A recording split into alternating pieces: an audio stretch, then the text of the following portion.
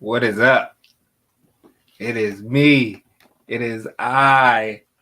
I am the greatest there is, the greatest there was, and the greatest there ever will be. I am greatness personified myself. Yes, yes, Stoney greatness. And I am here with the man of the hour, the myth, the legend, the activist, the author, the philanthropist, the conqueror, the empowerer, the educator, the innovator, the enchantor.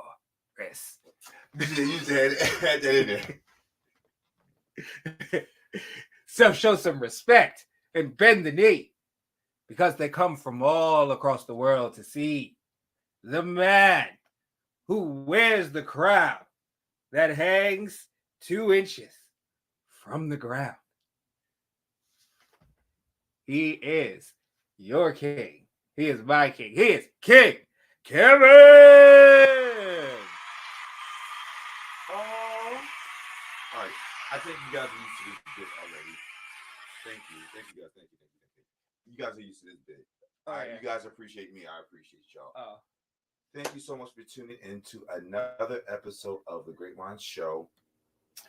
I mean, if you ever need an introduction done, talk to this man, please. You remember Stefan, the Golden Voice? Yes. This is like a couple of notches down from what he does. Oh, he's good. He's good. Yeah, he's professional. He's been doing ring announcing. I know. For over a decade. I know. Almost 2 decades now. Yeah, no. When I was actually in the process of trying to get in the wrestling business, I kind of had it like a dream of if I made it to one of the big wrestling promotions that I'd be like, hey, my personal ring announcer. I have a personal ring announcer. I have a mouthpiece. And the thing about it is that I could talk my damn self. Clearly. So it's like 2 talkers. It would have been amazing because I don't have to talk some weeks. He could talk the other weeks. It would have worked. It would have worked. But yeah, that was my wrestling dream that never came true. So yeah. I never dreamt to be a wrestler. I just dreamt of like being in the front row watching these sweaty men touch all over each other. That's all I had. No, I wanted to be in the middle. Stop doing it. In the middle, in my tights, yeah. Like in it. With the big old belt, yelling at people. Yeah, I wanted to be in it. Well, we are going to touch on several different topics tonight, but one of the first things we wanted to mention was Trevor Noah's farewell from The Daily Show with Trevor Noah, which you guys may, depending on how old you are and how much you've watched the show, you'll know that he actually inherited the show from Jon Stewart. Yes. And he's been in this seat for 7 years. Mm-hmm. And has done an amazing job. I think it got real during 2020 when he continued to broadcast from his living room or whatever room that was. But now that, the world's back open and everyone missed live performance and stuff like that. So the fact that he's able to, excuse me, I feel like I need to get a drink of water. He's able to explore the world again and to indulge in the things that he enjoys while traveling around. He's made the decision that it's time for him to say farewell to The Daily Show. There was like a moment behind the scenes where people were asking him questions. He's like, it's not a bad thing. It's actually a good thing, and he'll pass the baton. He understands how much work it is, but he's willing to get to that. And I'm excited for whatever he's creating next. Hopefully it is stand up. Hopefully he comes to Philly so I can see him. He does.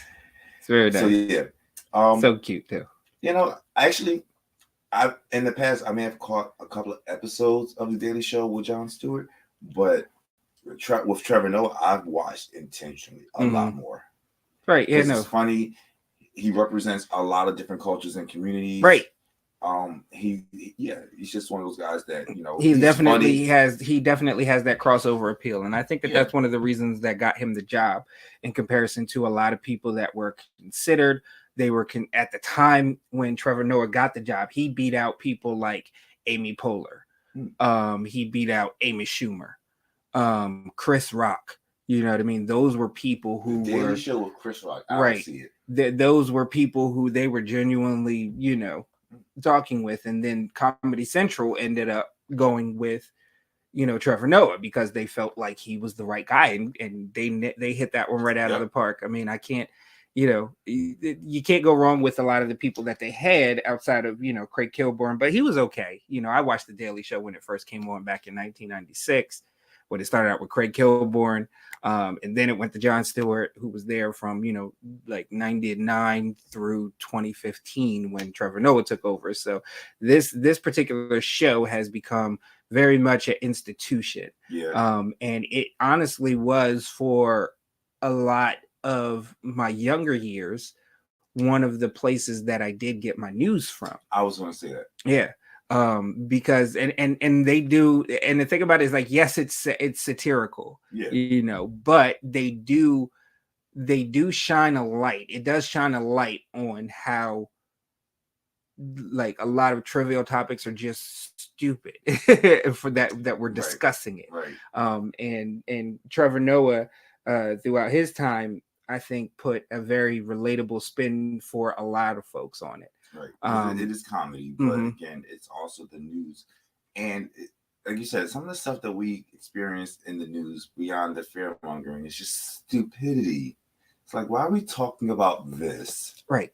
So Trevor Noah makes great fun of this. And not just that, his correspondence that he brought on the show with him also, you got to give it up to, like... Oh, the correspondents have always been strong. Yeah. Like he has some great correspondents. I mean, Jon Stewart had some legendary correspondents, right. Mo Rocca, Stephen Colbert, legendary correspondents. And he equally has correspondents who are as equally legendary and as funny. Yes. So, and their entire team was amazing. That makes me wonder, because he's saying farewell, does that mean, like, with the transition of him out of the season to the next person, does that mean all of his correspondents got to find new work? Do they leave with him? Do they stay with the new host? Like, how does that work? Who knows? Maybe the host gets there to pick their team, but who knows? So now as a businessman and a boss, I'm thinking, like, okay, this decision is going to, be free, live your life. But if that is the case, then your decision, you being ready to step away, means that everybody else in your team that works exclusively for you or with you has to be ready to walk away too. Right.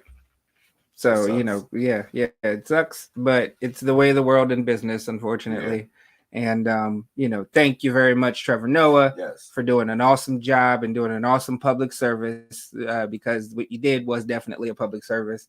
And good luck to all your future endeavors. And he also, I'm sorry, I know you like ready to transition. No. But he also is one of the, even though he's a comedian, he is reporting the news. And although a lot of times it is satire, he holds people's feet to the fire. Regardless, accountable. He held Obama accountable. Yeah, exactly. It's not biased. Like, of course, like, he may represent as maybe a liberal, but when a person does something, whether it be liberal or conservative, he calls them out on it. And in front of their face, and makes fun of it in the process. So much respect. Again, much success in your next endeavor. Yep. Good luck, Trevor Noah. Because we know you watch us too. Everybody watches the Great Mind Show. Yeah, everybody does. And if they don't, you need to share, like, comment, subscribe, so that everybody you can tell everybody about it and show them instantaneously on your YouTube. So last week, a crazy guy basically took on the world. Like, so we're talking about Kanye. All right. And I think that he's in the final throes or the peak of his, the Kardashians fever sickness that, once they cut you off, these men seem to go through. Is there any coming back from this? I don't know for him. Kanye West has always been a controversial person. He said things from us. Lamar Odom made it. No. I'm specifically talking about Kanye West. The things that he's saying, the things that he's doing, which we'll get into. How do you how do you backpedal from that? And honestly, I don't even think he has the desire to backpedal from some of the things he's been. Again, we'll get into what he's been doing and what he's been saying. There really is no coming back, but it's like, is there redemption? Could there be redemption? And what would he have to do to get it? And I'm talking about like his black card. I'm talking about black Twitter. I'm talking about honestly respect for humanity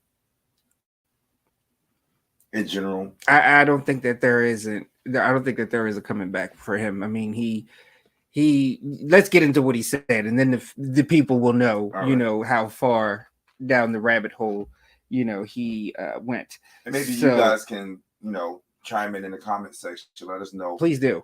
If there is any redemption for Kanye West, or is he's so far gone? And it's a shame to put it like that because it make it sound like this man is legitimately, clinically crazy, like clinically diagnosed. He is. I think he is. He has to be. There's like unless he's so that far out of touch, which I don't. It's not far outside of the realm of possibility because people like to think that Kanye West came from the streets and had a hard life growing up and stuff like that. His mom was a college professor. That was okay. He was not at all struggling. Chicago. You know what I mean? Like he was not at all struggling. I mean, like even down to the music that he produced when he first came out, lets you know that he came from a different world. Right. So you know, and not taking anything away from that. I mean, I was raised in the suburbs and had, you know, I feel a decent life. That doesn't say that you're not black if you're not struggling. That's not the statement or the insinuation here at all. It's just a matter of the tone deafness to certain life experiences. And where we're getting at is because he was recently kicked off of Instagram due to discriminatory posts related to his recently released White Lives Matter clothing line. Pause. Kanye West created a clothing line with shirts printed that says White Lives Matter. Right. Now, why would y'all be upset because you want to point out that White Lives Matter? It's because you tear down Black Lives Matter. You're a black man and you tear them down, but then you turn around and you say White Lives Matter. One thing that so he's been beefing with Diddy, and something that Diddy said is like, you basically shitting on your own people here. Like, you need to chill. And this is the truth. Like, what's in your head? What type of, now that's reverse racism if you ask me. Well, I mean, I think, and I'm trying to put my head in his headspace because in no way, shape, or form would I even subscribe to anything that Kanye West is smoking right now. He did say something, and it was very bratty, but I also do understand it. When you say Black Lives Matters and people getting on him about the White Lives Matters, and he's talking about how he was never accepted, or he was bullied by the black celebrity community. So, you know, clinging to a community that will accept you, that part I can sort of get. When I got shot, there was a lot of conversation about Black Lives Matters, and I was really torn because, of course, Black Lives Matter. Of course, I'm a advocate for any movement that will empower our people. But it was also a black man that shot me, and in that moment, I had but that one experience does not define my culture or community. So, Kanye, because you felt bullied or you felt ostracized from a specific community, don't mean you need to shit on them. Right, exactly. And, you know, I mean, I get that. I totally get that. When I tell you growing up, it wasn't the white kids bullying me. Okay. Yeah, exactly. It was not, you know, and I get that. But at the end of the day, it's about life experiences. And I don't think that I've heard this Kanye, I don't think that Kanye West knows that I don't think Kanye West knows about or has experienced, you know, racism, or I don't know, or has ever felt the effects of institutionalized racism. I don't know, because even like those who may be elite, when you are the minority in the room, it's hard to not feel it. Oh no. But regardless of status and all that good stuff. But if you've been if all you've been conditioned, because there was a point in time, and I'll be honest with you, there was a point in time when, because of the fact that I grew up in the suburbs and around a lot of white folks and stuff like that, I was always conditioned. I was basically conditioned. There was a point in time in my life where I was conditioned to always give them the benefit of the doubt. That, oh yeah, I heard what they said, but they didn't mean it the way that they said it. You know what I mean? So but then I grew up, and I was in situations where, okay, you did not have to say it like that, and I would notice those situations to be like, hey, what do you mean? Or, hey, what are you trying to say? And to be able to call people out on, especially, the Caucasians out on their bull crap and everything, where they felt like they were a little bit too comfortable and they came off, a little bit, too slick with their words.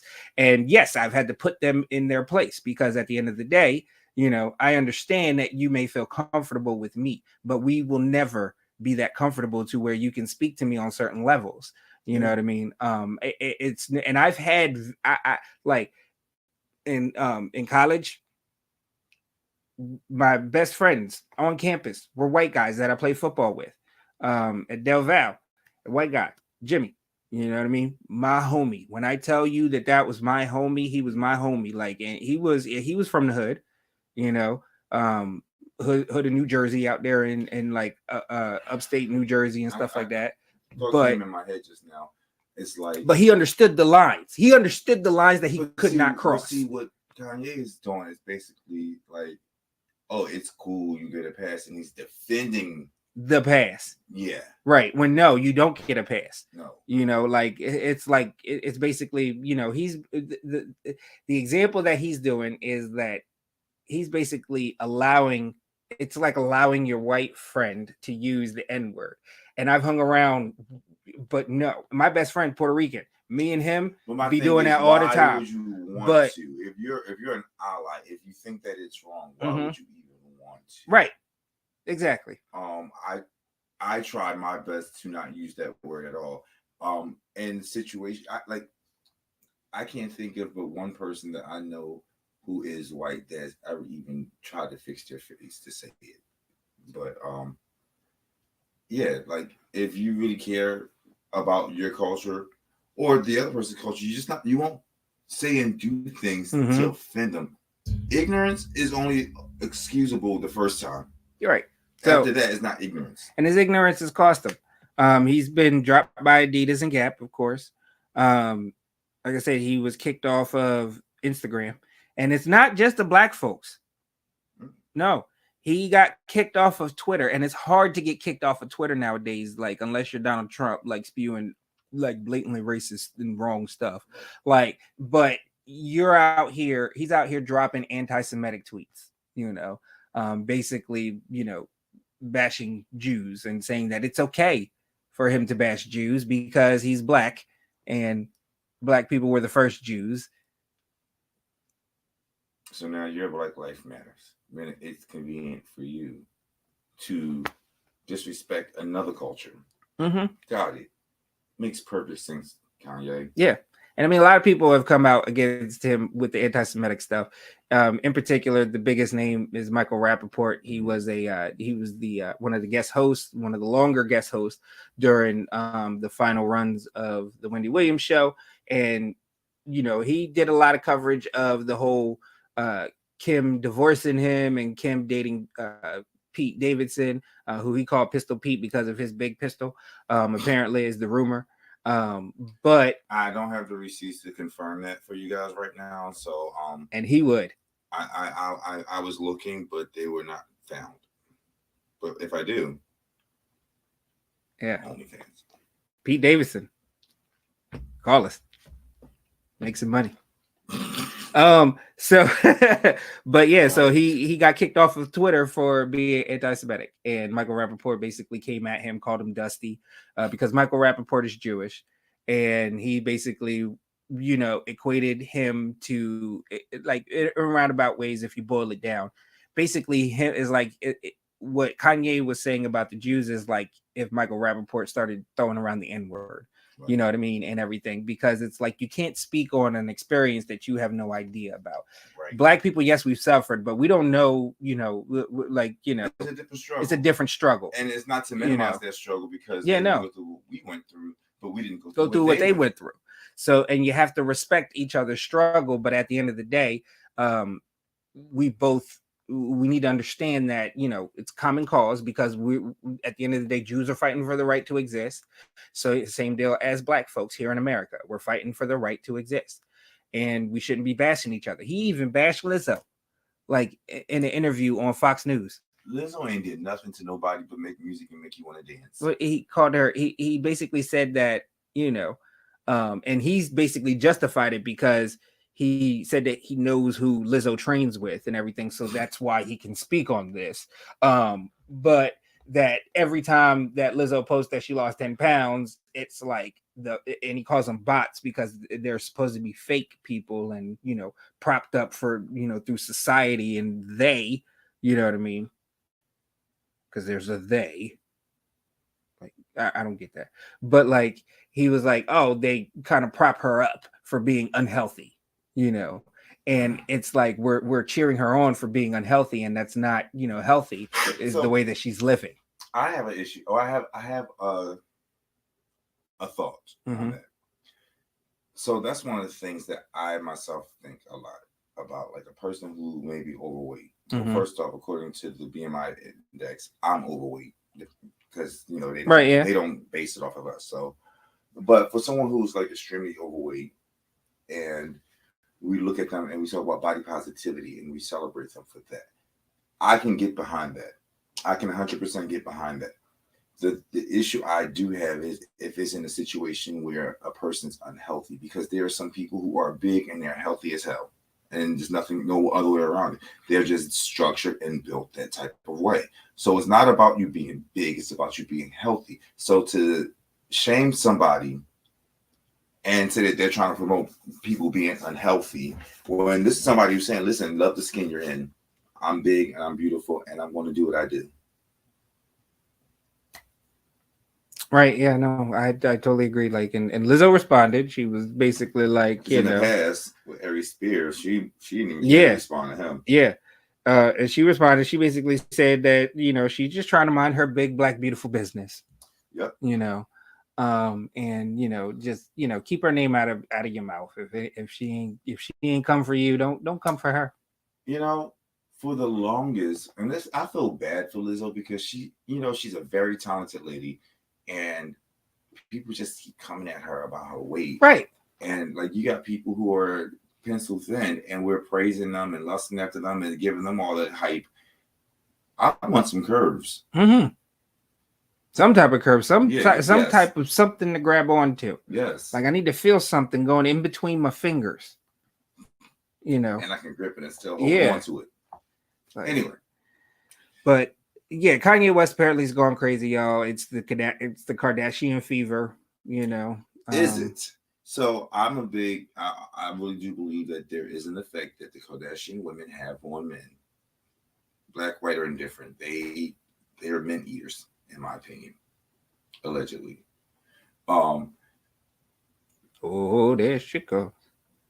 I don't know. Because like between Kanye and she's Lamar, a man eater.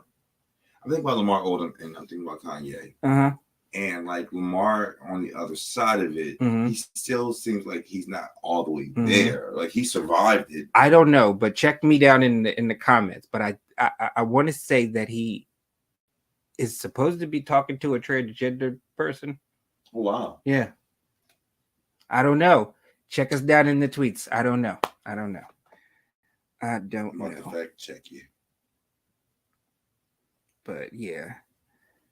And if not, shout out to all the, transgender dating nice men out there, Sydney Starr dating Eddie Winslow. And first off, that was debunked, right? Oh, it was? Yes, that was debunked. Oh. Well, poor Eddie Winslow, that's now the thing. And I can see why, because Sydney Starr is cuckoo. Whoa, that lady is cuckoo. But yeah, I'm not seeing. I don't know. I thought I was reading that, but who knows?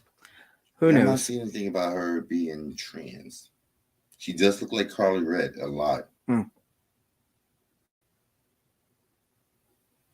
Yeah, next, because Well, yeah. I'm not finding it. So yeah, so Kanye West crazy. Stop talking your shit, Kanye. Go sit down. Take a break. With you, Take the load you off. got plenty of money that you could go sailing, go somewhere, go on tour with Donald Trump if you Go want to. sailing on the moon. Do like just yeah.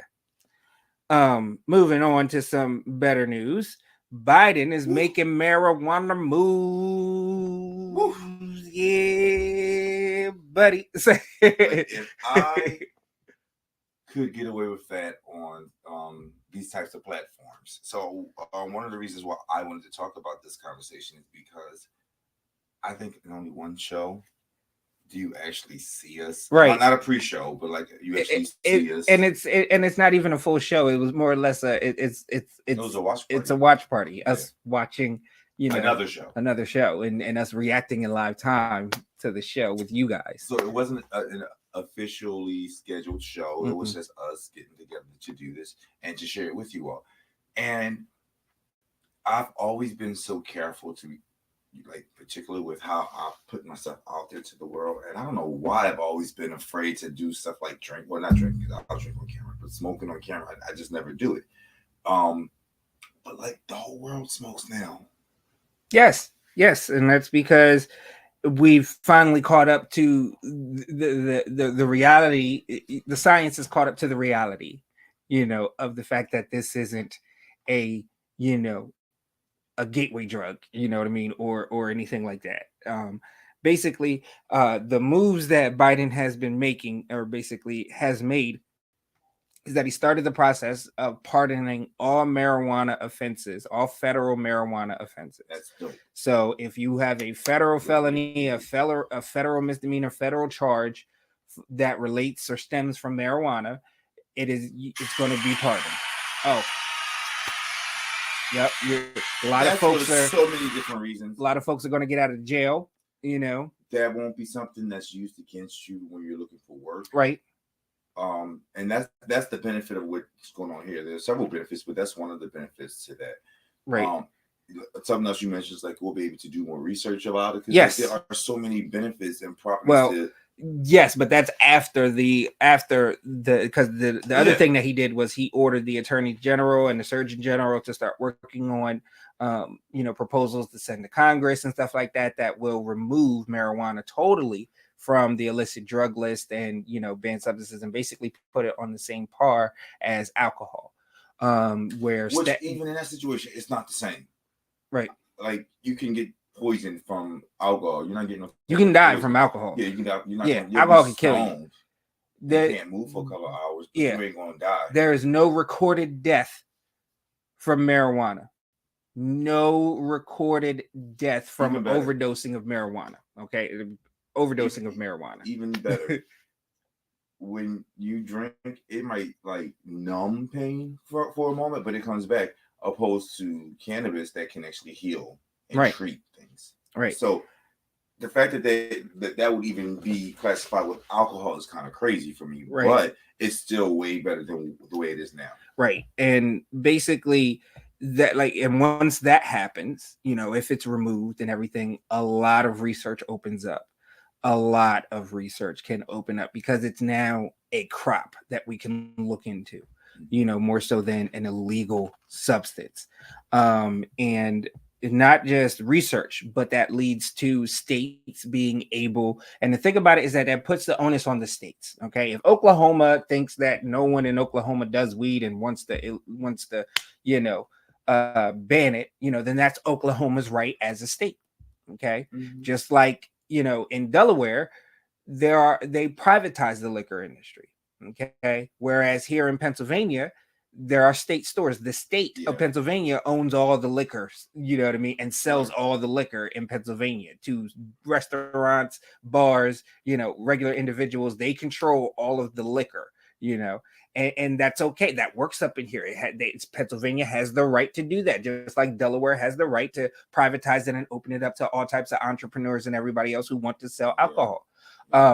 it depends on the state. If they want to, ban weed, then that's on them. They're missing out on a bunch of tax revenue, because what has shown is that we have evidence. We can look at Colorado. We can even look at New Jersey, who just did it. Yeah. Okay. Massachusetts, who did it. Okay. Nevada did it. Okay. All these states that have legalized, Washington State, Oregon, that have legalized, California, that have legalized the recreational use of marijuana, have all had surpluses. And we're not talking about millions of dollars of surpluses. We're talking in the billions, okay? Like $1 billion in surplus into their state budget because of the taxes generated from taxing on marijuana. Okay. And like I said, when we first started talking about this, everybody's smoking. Right. Only thing I would have an issue with is I have a loyalty to my weed, man. Mm-hmm. Now, it's not to say I won't grab it from other places, and I can't believe I'm sitting on camera talking about this, but like there is a loyalty because I look out for him, he looks out for me. Mm-hmm. I can trust that he's going to give me something that is safe and something I'm going to enjoy. Have you ever gotten your card? No. But that's leading to my point, though. It's kind of like going to you have a favorite barber that you go to, and then like you go to somebody else and they're charging you more, and they don't want to give it to you, like cut your hair the way your barber is going to cut your hair because he knows you, right? So it takes away that personal experience for me. If it's like, definitely legalize it, but we have to find a way to allow these people to stay in business. Well, I think that people are. I think that the thing, and people are like, oh, well, all that does is it's going to embolden the black market. No, the black market naturally is going to contract because you'll have a large amount of people who, it was convenient getting it from the guy around the corner, but he may not have the quality that they're looking for. And then hence when they are allowed to go to dispensaries that serve things of higher quality and a lot wider variety of products, then there's going to be some contraction there. Right. But there are going to be folks who will still do that, just like there are under the table businesses, people with no food license and stuff like that selling platters. Well, also, like, let's keep in mind, I want to guesstimate that a good 80 to 90% of the recreational marijuana is just people off the streets buying it. I mean, in cities where it's not legalized. Right. But there is also the benefit to cannabis when it is used for other things other than just to smoke it. There are health benefits, there's ointments, there's so many different things. I found out there's CBD for dogs. Yeah. So there's still that market. I just don't want it to affect the people, like our communities. I don't think that. I think that the ones that are doing it the right way, because there are weed men out there who actually grow theirs and stuff like that and everything, or have connections with, growth, you know what I mean? I think that it's definitely going to hurt the people who are, who rely on it coming in from like overseas and stuff like that. Yeah. In part because once it's available here, there's going to be no reason to import that much, so. But again, that's the whole industry. So that would be good for the country if that industry, because if it's not imported and it's all grown here, it's going to make its money. That's in my opinion. Correct me if I'm wrong, but I feel like that's a benefit to our economy. Yeah, no, it is, and that's why I think that it is ideal for America to do that. And in my opinion, and a lot of people think that I'm like super duper liberal with this. It is not me being super duper blue liberal when I say that, I genuinely prefer, and I think that we should be, moving towards a more Scandinavian approach to, the drugs, where in Scandinavia, like countries like Norway, Sweden, Denmark, Switzerland, pretty much all the drugs are either decriminalized or totally legal. All of them. All right. Now, I don't want y'all to think, oh my gosh, when you go to Denmark or Sweden or somewhere like that, you get heroin. You know what I mean? No, you cannot just go somewhere and get heroin. Okay. You there are places that sell heroin, but it's very regulated.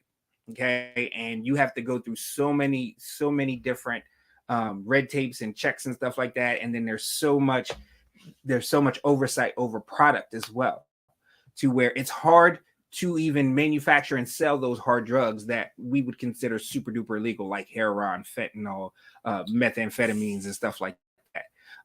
It's very, very hard to even get the licenses to produce that over there. That's why it's very rare.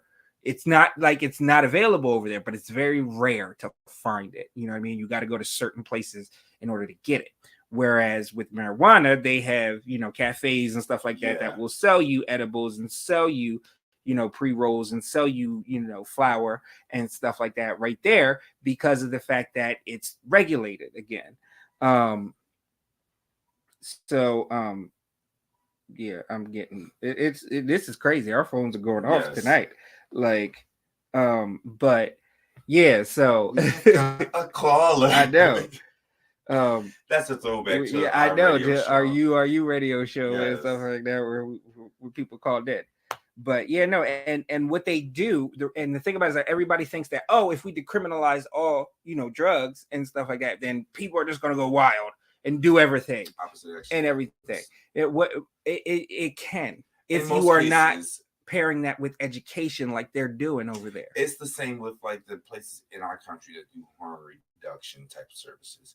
When you give people a space where they're safe, and all, like, okay, yeah, and safe injection sites and how they're useful. Exactly. But like the safe injection sites aren't just saying, hey, we got clean needles for you. They also have counseling, they have groups, they have other resources and support for people who are using. Not to say, oh, that's bad, stop doing it. But we know that you're going to do it anyway. So here's the safe ways to do it. And if you happen to want these other resources, they're available to you, and it's been shown that a lot of these people take advantage of these resources and they stop using. Right. And it's that situation where, like, if you're in a relationship and it's like, oh, you can't do this, you can't do this, you can't do this, and that just makes you want to do it more. But when it's like, okay, this is the whole platter of things, like, yeah, I'll taste from that, but after a while, it's like, I don't have the appetite to do this, this, and this. I think it's the restriction that makes our human nature says, I want it. Right. Totally agree. I think that, but like I said, I think that as long as we couple it with education, that's the key. If we couple it with education, because what they do is they show folks, hey, you could go out and do this, but this is what's going to happen. You know what I mean? Or this could happen to you. You know what I mean? If you take it overboard and stuff like that. And you have to account that there's going to be a population of people who will abuse it, regardless of if it's legal, illegal, criminalized, or decriminalized. Look at sugar. Sugar's totally illegal. People abuse that every day. Yes. I abuse sugar every day. So sugar isn't doing. It's still affecting your body. It really is, but it's not like a narcotic or anything that's going to immediately. Well, technically, you can say it is because of the like you get like the taste of sugar does release, dopamine and feelings of pleasure and stuff like that. So it's the same thing as a drug, you know what I mean? But it's not as intense or as immediate, you know what I mean? People aren't going and taking sugar and going, whoa, Nelly. Like, no, it's not like Coke. You know what I mean? Where it's like, boom, you know what I mean? But it's like, it still has its effects. And the thing about it is that, like, anything that you abuse can affect you. If you drink too much water, you can die. Like, yeah. So everything is in moderation, and I think that the understanding of that comes with education. We can't just say no, like you said, because that makes people want to go out and do it. We have to give people the choice and inform them to make an informed choice. I don't think it's just the human nature to go against what we're told not to do, but the fact that you keep saying at the education, I think it comes with that curiosity. And if you're not going to give me the proper education, I'm going to go and find out for myself. Right. Yes. And my trial and error could be detrimental to me or someone else. Whereas if it was something that we did talk about in communities, maybe even in schools, not promoting any type of substance use, but just to talk about what's out there, what are the health benefits, what are the cons to the situation. I think that these conversations should happen because a lot of people that smoke start smoking in their teens. Not knowing the consequences and everything. Exactly. And I think that if people, were informed, and don't give me that dare or the other program that you had in school. I forgot what it was. There was dare, and then there was something else where the cops came in and talked to you about the drugs and cigarettes and everything, and alcohol and stuff like that. Saturday morning cartoons, like they like really, and it was very much no, don't do it.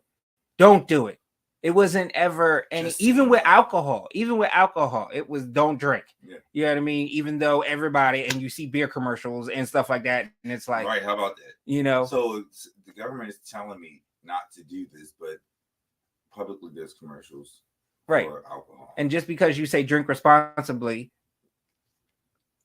like, oh yes, I'm a kid. It said drink responsibly. I am not of age. That's going to make me not reach into my parents' fridge when they're not here to have a swig of that beer. Right. No.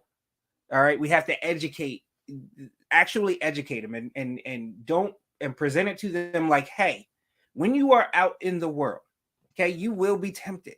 All right. People are going to offer you, and that's okay. It's a fact of life in the society that we live in. All right. But you actually have a choice. You can choose to take part in it, or you can choose not to take part in it. Okay. If you choose not to take part in it, then you're less likely to become addicted because you won't have tried anything. So you'll be healthier.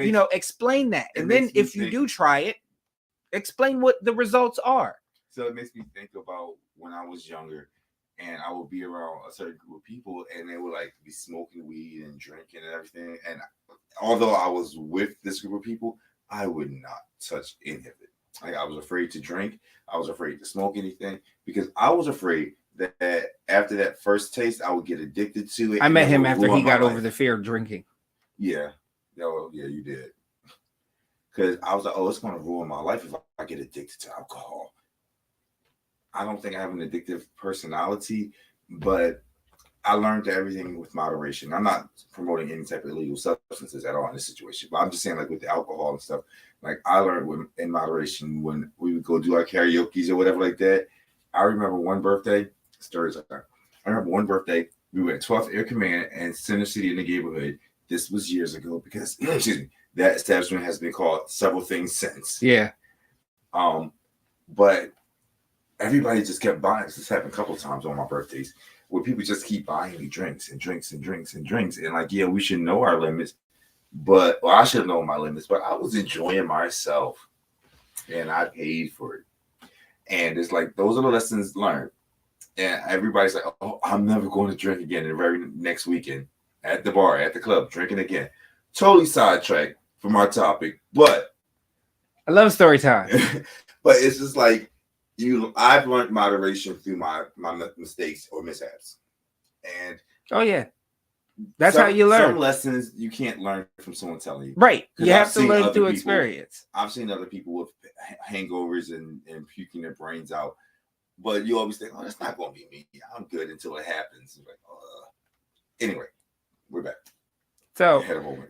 It's okay. It's okay because it all gives your perspective on, at the end of the day, I think that it's a matter of choice. And I think that is a pivotal thing with our current state, as far as where we are politically and where we are as a country.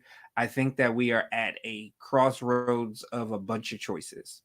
We can choose to be a sheltered nation who were willing to be exploited from, the things that the entities that we expect to be of service to us, hence businesses and everything else like that. We can be closed-minded and sheltered with everything socially, but be totally fine with, being taken advantage of by these entities. Right. You know what I mean? That are polluting our waters, polluting our airs. You know what I mean? Price gouging, for driving up the prices of goods, driving down the wages of the people that work there, in order to put more money in the shareholders who are already super duper rich. We have a choice between doing that, all right, or we have a choice of being a nation that offers choice.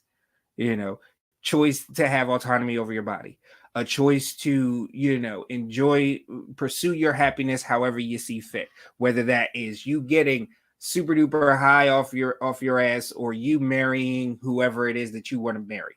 You know what I mean? The thing about it is, like, I feel like there is folks who kind of masquerade, that we're for freedom, but then there are folks who aren't like that, they're actually not about freedom. They kind of want to restrict freedom, except in the case of freedom for rich people to make more money off of the poor folks. Right. And I think that that's why it's very, very important that, because if you honestly believe that your cousin Ray Ray, whose only blemish is that he had, he had a pound of marijuana on him, and he got some federal charges because he bought it over the state border.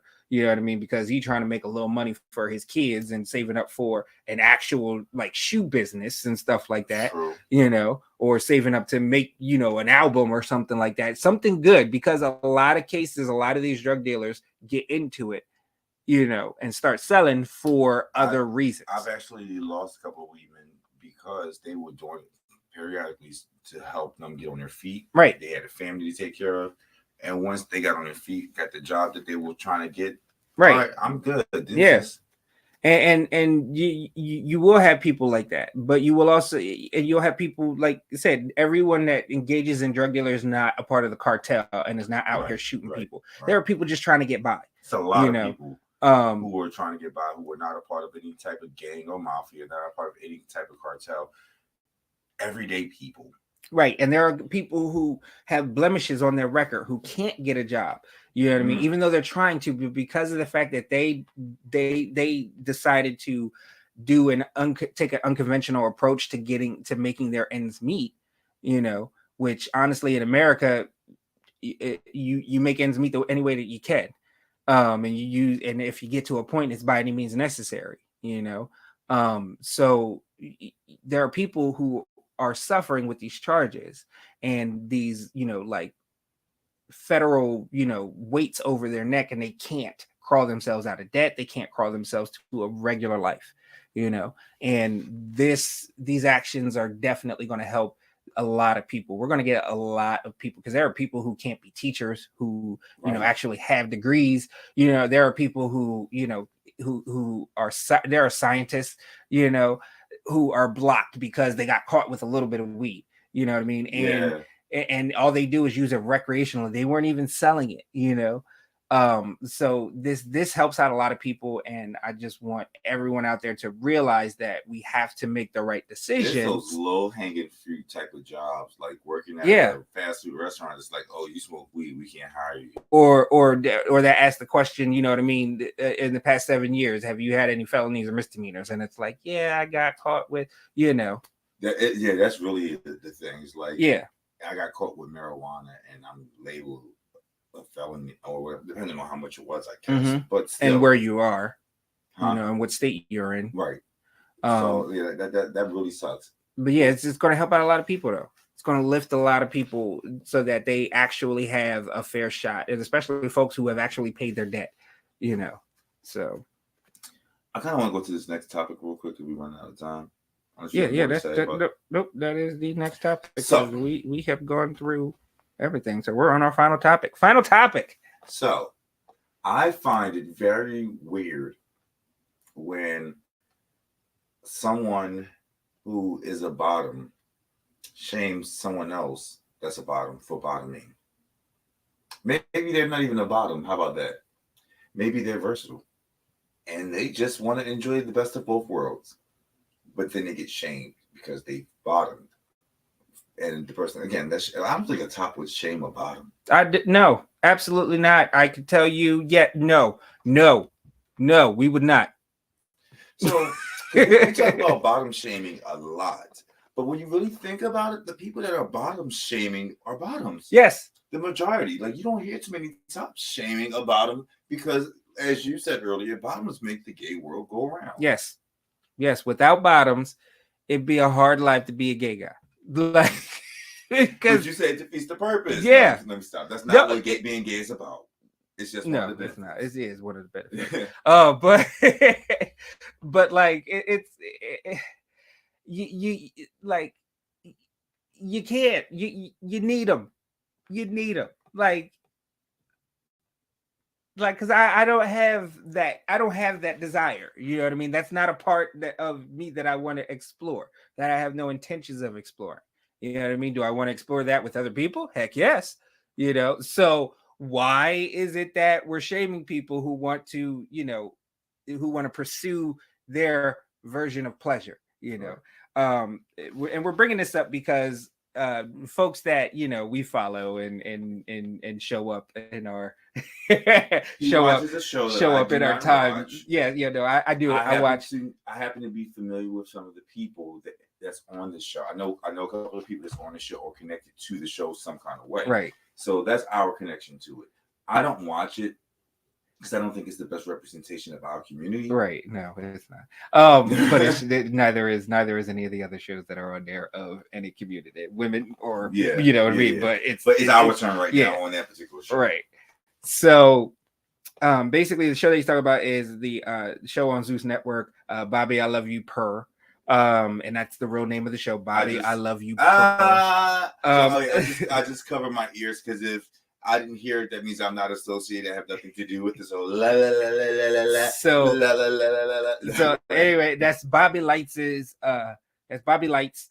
He has a dating show on the Zeus Network where he's looking for love, and a comment that he made kind of brought up this topic because during the latest episode he was basically doing like a spy type of thing where he told the guys that they were going to have some one-on-one time with him, where actually his co-host Roland Ray, who's actually an executive producer of the show, which is like whatever, but do I have to sit here while you're having this conversation? But yes, he basically Roland Ray was in his place, but he had an earpiece in, and Bobby was feeding him lines to kind of go the guys in there saying stuff or admitting stuff while he was watching on hidden camera.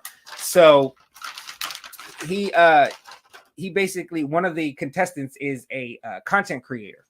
GAK Trizzy is what he goes by on, but he's a content creator. He makes all types of videos. I would say that he's pansexual, to be honest with you. He makes all types of videos. He makes videos with men, women, trans women, everything. So in one of the videos, he is getting pounded. Okay, there's a few videos out there where he's getting pounded pretty goddamn nicely. And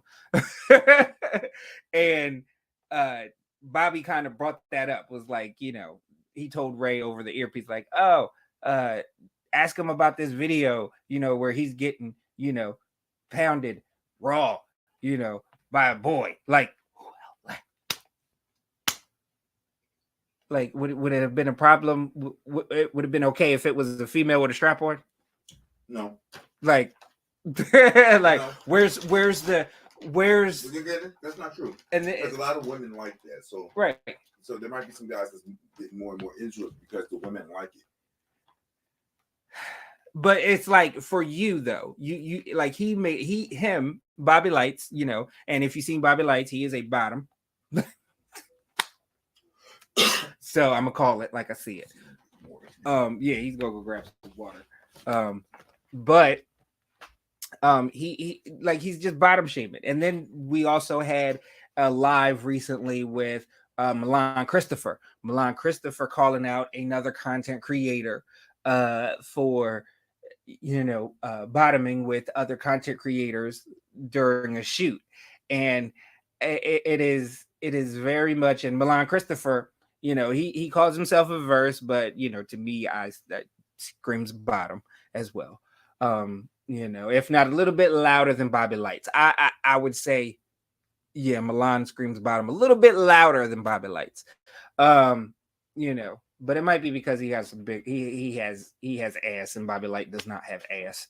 But or at least real ass. I'll take the room temperature because I do got something over here. Thank you. He got me a water, guys. He's nice. And he's eating some hot stuff, so I figured I'd give him the cold. So yeah, so and I'm not sure if you know the content creator that Milan Christopher was referring to in that video. I think it yeah.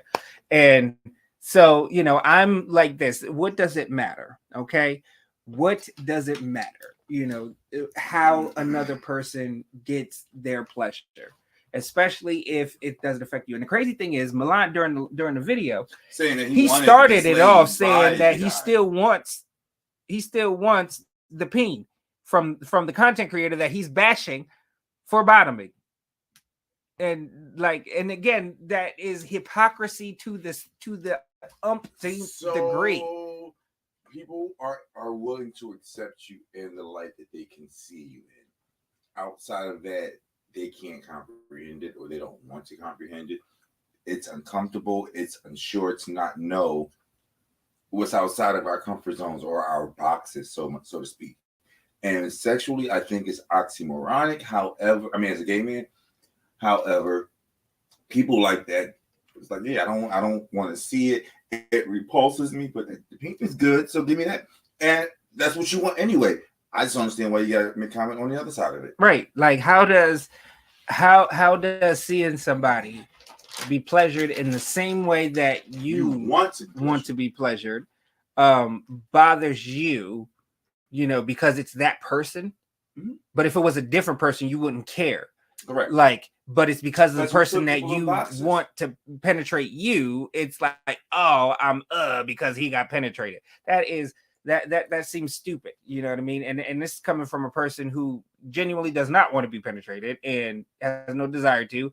And I think that that's stupid, because at the end of the day, if I did want to explore that with myself, like, that doesn't change the quality of what's going on here.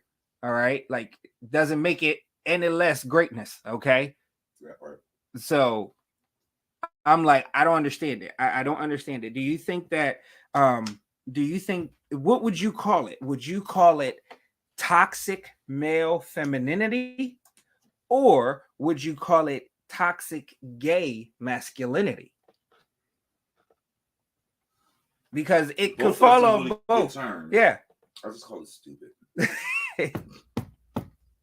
I think it's stupid. But no, I think it's both, honestly. Because I think that, like, we all possess both feminine and masculine characteristics, traits, hormones, genomes, all that stuff. People fall into different categories based on how they're feeling in that moment. Because you're trying to be this rough dude, but it's about you not getting penetrated. I don't get it. And again, I think I said earlier, it's so interesting that it's the bottoms that shame other bottoms. Right. And then complain about bottom shaming. Right. Right. Because it's stupid. And there's a lot of there's a lot of trends of, a lot of content creators as of late have been, bottoming. A lot of guys who established themselves as, premier tops have been bottoming as of late. Like we've addressed this, with Kevyn, as well as my favorite Deep Dick. Raheem Shabazz has recently begun bottoming, which kudos to them. Yeah, a lot actually. And kudos to them. I find it entertaining, That's why they're doing it. Yeah, but it also and this man will tell you, because we discuss porn a lot, and he pretty much knows my porn taste, and everything, and like, it is all over the place. But the one thing he can say is that it takes a lot. It takes a certain top for me to be a fan of another top. You know what I mean? Because I when I watch porn, I'm genuinely watching it, as if I'm the pitcher in the situation. I'm always, swinging, you know what I mean? You're and imagining yourself as yeah. I imagine myself as the top, and that's how I watch, porn.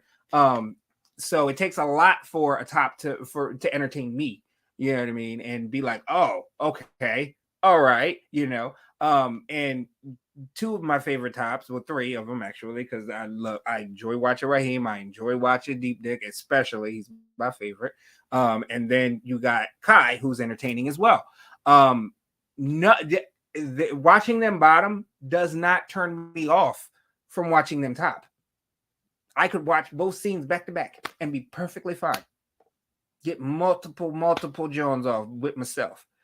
You know, it shouldn't deter anyone from, you know, from liking or even appreciating the art that a content creator does. How, because at the end of the day, they're selling fantasy. And at the end of the day, if it ain't for you, just move on to the next. Just move on to the next. You don't have to watch their videos of, you know what I mean? Like you deal with it. Yeah. But it's kind of like you just says, like you can watch both back to back. It seems bad. If that's something you don't want to watch, you just don't enjoy one side, then watch those videos. Yeah. And if it's a thing where you guys are physically hooking up, if you don't want a certain thing, you ain't gotta get a certain thing. You don't gotta do it. I mean, 9 times out of 10, he's gonna want to do the front anyway. So yeah. So and like, why is it that here in the gay community we try to nitpick with people's and try to box in, like, and that's the thing. I think that it is so hypocritical of us to do that, because we relish in being and living our lives outside the norms, outside of the box, you know, with pride and everything else like that. And I think that you are really you're acting in a countercultural way when you bottom shame, period. Mm-hmm. When you bottom shame, period. Like it is, you know, it is counter to the culture, you know what I mean? And it is counter to the whole pride, the idea of pride, in my opinion. I mean, people should keep this in mind within our community. And this can definitely evolve into the Black community. Is we have people that want to hold us down, that don't want to see us have equal rights, that will use all of our nagging and nitpicking against us. Right. Why give that ammunition? Like, again, we have preferences. There are things that we like, things that we don't like. Yeah. You don't have to, but you don't have to bash a person. You don't have to make public posts about what a person is doing within our community. It's like, no, we can stick together. We have our differences, but we stick together. Because I tell you what, like you just said with the Black community, it doesn't matter whether you are top, bottom, side, verse, whatever, all right? To straight Black guys, okay, you getting it in the butt regardless. Like everybody's getting it in the butt, because that's what they think that we do. They think that we just wait. It's funny though, because I know that's the perception that they have of gay people, that they always getting it in the butt. Yeah, but always nervous that the gay man want to get their butt. Right. Which one is it? Right. When really it's like the majority want their butt taken. Like, they know what? Hence why they're guys like me. But like, yeah, so I definitely think that we really have to do better and look at ourselves in the mirror as a community, because we're doing the same thing that, you know, like I said, the hetero community is doing to us, but we're doing it to ourselves. And like I said, it's counterculture to the whole pride, the idea of pride and movement and everything else like that. Yeah, yourself and your community. Yeah, it is counterproductive. Yeah, because the one thing we always say is pursuit of happiness, because, you know, life, liberty, the pursuit of happiness. Let people pursue their happiness however they see fit, whether that's with a guy, whether that's with a girl, whether that's with the top, bottom, side, verse, whatever. All right, just and mind your business, like Lizzo said. Like, you know, all you gotta do is just mind your business, and life would be so much easier. Yep, it's an easy fix. Live your life and mind your damn business. Oh no, this is my empowering moment. Live your life, and live your life in the moment. And when you're in the moment, you don't have time to be worried about who is doing with who and what part of their body they're using to do it with. Live in your truth and in your moment, and that's my moment of empowerment. You know where you can get many, many more moments of empowerment like that. Many. You can certainly get them by going to KevynM.com. Website coming up in a moment. There we go. Right there. Yep. Right there. Website right there. Go to KevynM.com and buy your Yep, it's right here this time. Yeah. So go on KevynM.com, buy your copy of A Life of Lust, Memoirs of the Porn Star, where you share your truth. Yes, a lot of truth, some hard truths too. No, you keep talking. Talking about a lot of, different pleasurable experiences as well. Those stories are actually way more fun than I thought when I thought to write them. Like, oh, that's gonna be good. But when I actually got into writing them, like some of these stories are so explicit and like detailed. I'm like, ooh, you know what? I think I'm gonna go and read some of that tonight myself. So yeah, KevynM.com right here. Purchase your copy of A Life of Lust, Memoirs of the Porn Star. Yes, please do. Please do today. Yes. All right. Yes, sir. Yes, ma'am. Well, it's been real, folks. It's been real fun. I had a great time tonight. I had a wonderful time. Did you guys have a great time?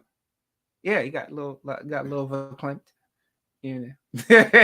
But comment, like, share, subscribe. Okay, Definitely, talk to us. Tell us what you thought about Kanye. Tell us what you thought about if you love Trevor Noah. Say you love Trevor Noah. All right, because we will be in the comments. That's what I want to know. How do you guys feel about bottom shaming? Yes, tell us all about it because we will be watching the comments. All right, and communicating with everybody. So thank you guys for watching. You want to take us up? Thank y'all for coming. God bless it. Good night.